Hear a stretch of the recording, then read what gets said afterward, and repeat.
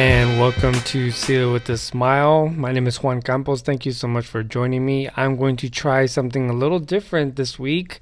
I normally make the podcast and play it and put it up on the website, and it's all over Google Play and Google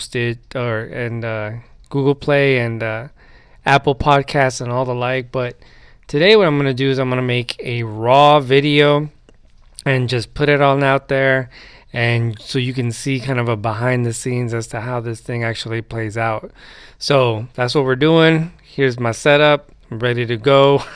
And let's see how this goes, right?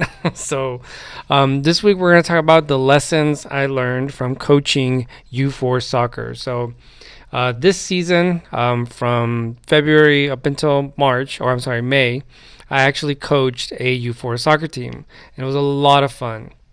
Now, the fall of last year, I assistant coached, and that was more of the parent coach kind of nudged me over and said, "Hey, would you mind helping out? Because I think you kind of signed up to assist." And I was like, "Oh yeah, sure, why not?"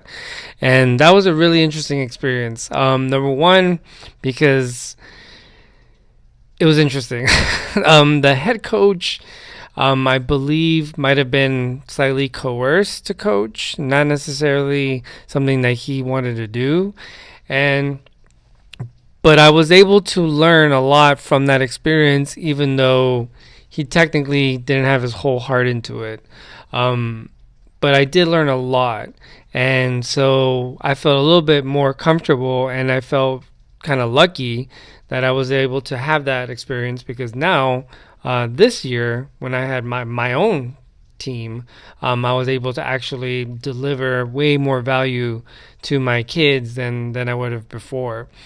And it was so interesting to me, because as I'm coaching these kids, as I'm working with them, as I'm doing the things that I'm doing with them, I realize just how important that self-awareness that I talk about in the Seal It with a Smile podcast, that the program that I'm building online is about, that my other teachers that have gone through the program understand and relate to. It's just powerful stuff, how important that self-awareness is. So we had our award ceremony yesterday. It was super awesome. Had a lot of fun.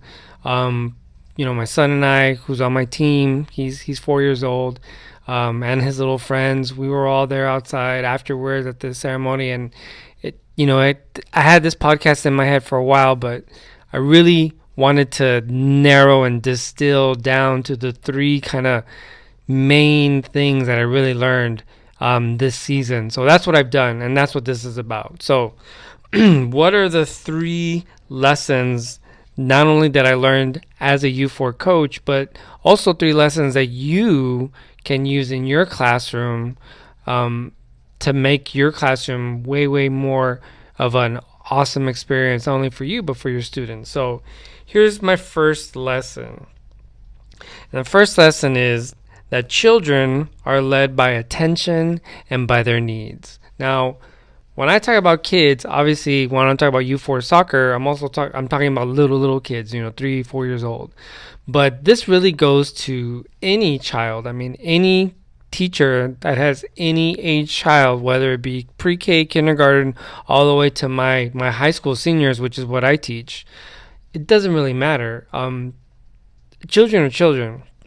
And at that particular age, in fact, there's a lot of adults that operate the same way. You want to get their attention by, in some way, being more interesting than whatever else might be on their minds. But we all know for a fact that children have very short attention spans. That's just the way they are. But on top of that, there are certain things that will grab their attention more than others.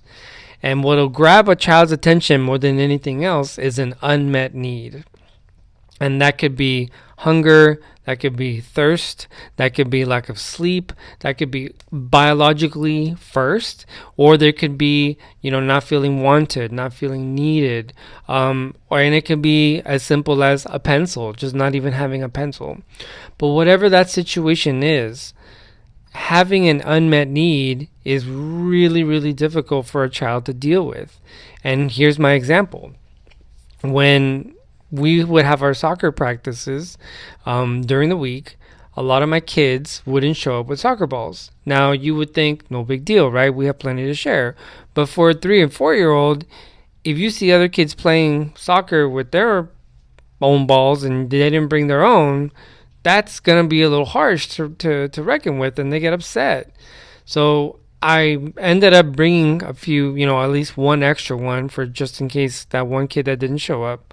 But it still didn't take away from the fact that their feelings were hurt and they were upset. And that was ultimately a big deal to them. Now, here's the most important part about understanding that children are led by attention and their needs. Because here's something that I ended up having to absorb, and that's just because I may not feel that it's a big deal or that it's not even really a need, doesn't take away from the fact that they will not feel, or they might feel that that is a very important need. If we have extra set of balls for them to play around with, not a big deal. But in their head, they were missing theirs, or they needed the one that they liked, or whatever the situation is. And that was important to them.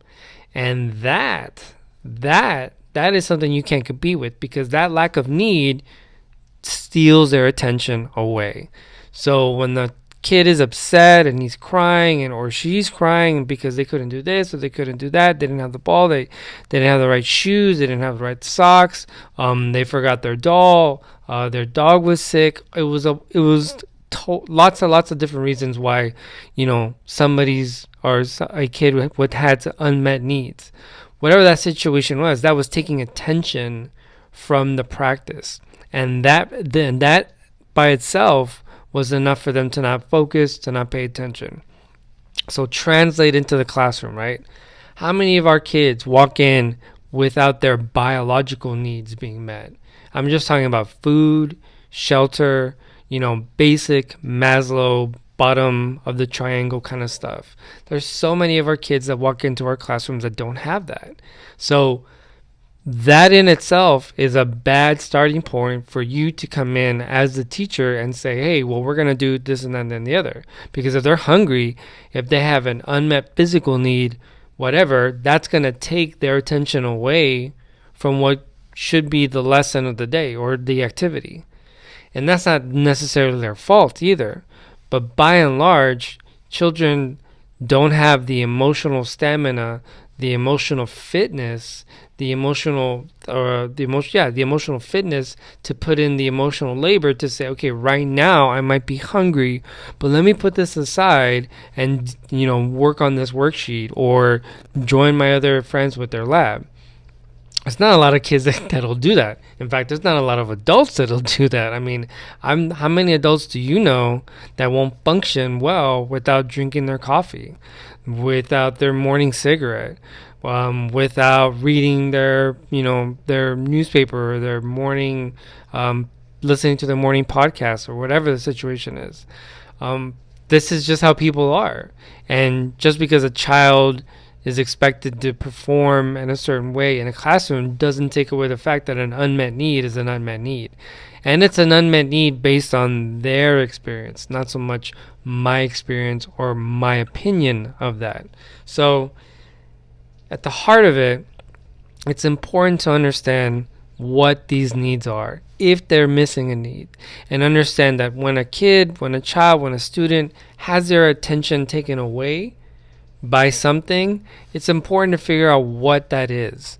There was a lot of situations and practices where I solved it just by taking a water break. The kids were tired. They were tired. They were finicky. They were not paying attention to me. All right, guess what? You guys are probably tired. We worked maybe a good 10, 15 minutes straight. You didn't get a water break. Go get your water break. Come back, refresh, revive, boom. Let's go at it again. Let's go do another drill or what have you. So understand what those needs are.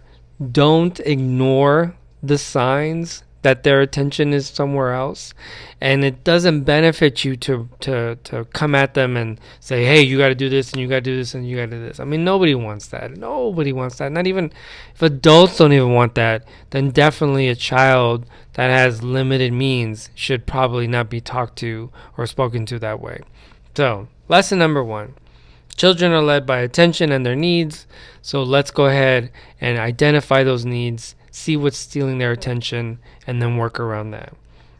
All right, number 2, second lesson I learned. Practice, practice, practice. This was super, super important in everything that we did. There was a certain way that I wanted to start the practices at the very beginning, and I had to be very, very consistent, and I wasn't, and I really, really wasn't the way I wanted to be. And I noticed that when the first few times when I was consistent on my starting practices, everything kind of flowed after that really, really well. And then the 1 or 2 practices where I wasn't consistent, where I wasn't doing everything that I wanted to do at the very beginning, that's when I noticed that the kids were not responding correctly. And I kept thinking, like, well, what could it have been? What could it have been? And it just was me. I wasn't consistent in the way I started the practices. I wasn't consistent in the way practice was even concluded at the end. Even the game sometimes. U4 soccer is obviously a bunch of 4-year-olds, and during a normal soccer game, you switch sides, where one side is your goal during part of the game, and then during the other half, you switch sides, and then the other goal, which used to be your home goal, is now the goal that you have to attack at. And for 4-year-olds, that's kind of tough. That's a kind of a tough concept to master, especially kids that have never played before, maybe not even be familiar with how the game goes. So I tried really, really hard to get the refs to keep us on the same side. For the most part, that's how most of the games went down. But obviously, every once in a while, there was a ref that wasn't down with that, or the other team said, no, we're going to switch. Not really something that I wanted, and right away you could tell how it played out during the game, because the kids obviously were not having that. They were having a really, really hard time.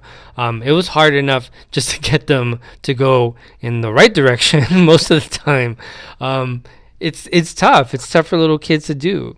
And that lack of consistency, not only in the games, but like I said, in my practices, I noticed caused a ripple effect that went later on down the road. Now, that's where the practice comes in, because you and I both know, as teachers, as educators, we know for a fact that not every teacher grades the same way, that not every teacher checks dress code the same way, not every teacher follows the rules the same way. I mean, I'm guilty. I'm not going to pretend that I'm guilty. I definitely let some kids off the hook when I shouldn't, or I'm harder on one kid. I'm not as hard as the other for certain things, either because I know their situation or just because maybe that day, let's be honest, I just didn't feel like going after them. It happens. We're human beings. But as professionals, that's something that we all need to work on. We need to be consistent, especially because it's about the kids, and these kids need that consistency. A lot of them do not have the consistency in their lives. They don't have it in their lives. They don't have it in their homes. And so if we bring more consistency, well, that just causes strife. That just causes our kids to not trust and to not know, well, if I can get away with it from this guy, why can't I get away with it with this other guy? And it just spirals out of control. And like I said, I saw it in my 4-year-olds. So if we see this in our 4-year-olds, I'm pretty sure we're going to see it in other avenues as well. So being consistent, practice, making sure that you're always delivering the same either grading system, that you're delivering the same expectations, that you're saying, okay, we're going to do this, and we're going to do this, and we're going to do this, and then we're going to do this. And if you're constant with the way you manage your classroom and the way you dish out your expectations and your behaviors, that's going to lead to a much, much better outcome with your kids, because then they're all going to know, okay, in this particular classroom, Mr. or Mrs. So and so is going to expect you to do A, B, and C. And in fact, what's kind of cool is that they will pick up on that rather quickly once they see the pattern, because that's what we are. We're pattern individuals. We're pattern animals. We love to see patterns. We love to find hidden messages and stuff. So once the kids pick up on that, well, then they start to police it themselves and they kind of take over with that situation. A lot of my kids, towards the end of our practices and our soccer team, they would just get up the ball, grab it, and they just started picking up what we did last time, which was awesome. In fact, the last practice, I think, was probably one of the best ones because they took it upon themselves. They took the ball, they started kicking the goals, they started going up and down the field, which was just like we did before, which was just like the practice before that. So that consistency really, really is important for them to get that self-motivation going and for them to start doing things on their own. So really focus on that consistency through and through. And the last part, which is really, really the most important part to me, as far as Seal It with a Smile, the program that I'm putting online, the one that I've created, and also just because it's a universal thing and something that I know has worked for me for these past few years in the classroom, is just understanding that it's all about me making it all about them. That sounds a little weird, but I'm going to say it one more time. It's all about me making it all about them. See, I've never coached soccer before. And that was tough. That was weird. I love soccer. I played it pretty much my whole life. Not very consistently by any means. I don't want to make it seem like I'm, because I'm not. But what's important, though, is that my heart was in it. What's important is that I wanted to make it happen. I wanted to do this not only to spend time with my son, but because I had so much fun last time I did it, the previous season, that I just felt like this was going to be a really, really cool experience for me and my son. Plus, it was just something cool that I wanted to do because I've never coached anything like ever. So I went into this last semester or last season a little blind, not knowing what I was getting into. And yeah, boy, it was embarrassing and my emotions were a wreck, and because I didn't know what to expect. But I still went into it full force. I wanted to help out, and I learned quite a bit. This season, when I actually was the head coach, I really, really learned a lot more. And I learned a lot more because I realized that it's not about me. When the kids misbehave, when the kids aren't listening to you, when they're running around crazy. I had another coach tell me, teaching teaching 4-year-old soccer is like herding cats. I mean, the kids are just everywhere. They don't listen. They don't pay attention. They're whining. They're complaining. They're hungry. They're thirsty. They want to play. It's just overwhelming at times. But if I know to not take any of that personally, if I can say, okay, their situation, going back to the first one, their situation has to do with when they act up or when they're doing something not what you expect them to do. That's a situation that has nothing to do with me. It either is an unmet need or something else is taking their attention away. And if I was consistent and if I was paying attention to what I was doing and what I was saying, and I was making sure that the way I was is consistent, then I have made it, in essence, all about me. I have made sure that I was doing exactly what I wanted to do. I was purposeful. I was mindful. I was making sure that I delivered 100% every time I was on the field. I was interactive. I was doing this and that and the other. And as long as I can do that, every practice, every lesson, every game, then that gives me the ability to make it all about them. Because when I'm in control of myself, when I'm in the situation, when I'm giving of myself because I'm so focused on me making sure that I'm the best, then what I'm doing is making it all about me so I can make it all about them. And that's when you have real transformation, because that's the one thing that I can say honestly we fully accomplished this season. My kids, my players, my Texas Tornadoes were way better soccer players at the end than they were at the beginning. All of them learned how to dribble. All of them learned how to kick a goal. Most of them learned the rules and how it is actually played. But they were all excited and they all had fun. And the last game we actually won, and the last practice was a blast. They really, really had a lot of fun. We all did. We all had a lot of fun. So when you walk into your classrooms, be all in when you're doing something. Don't just sit at a desk, or don't not talk to kids, or don't try to really put your best foot forward, because you're not going to get out what you put in.